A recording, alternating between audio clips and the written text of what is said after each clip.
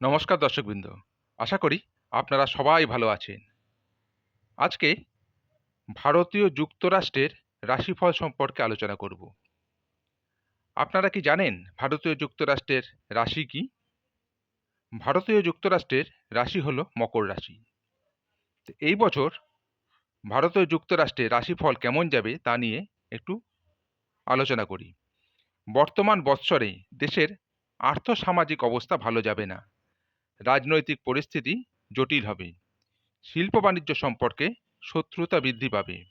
দলীয় আদর্শ নিয়ে বৈরিতা, জোটের মধ্যে অসাম্য, কেন্দ্রীয় সরকারকে ব্যতিব্যস্ত করে তুলবে।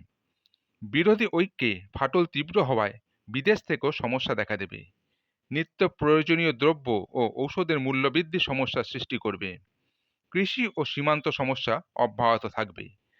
সামরিক খাতে অর্থ বৃদ্ধি, সামরিক শক্তিকে বিশ্বের দরবারে নতুন করে উপস্থাপিত করলেও শত্রু ভয় থাকবেই।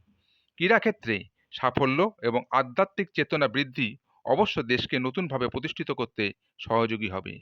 রাজনৈতিক ও আধ্যাত্মিক জগতের বিশিষ্ট ব্যক্তির জীবনাবসানের যোগ দেখা যাচ্ছে।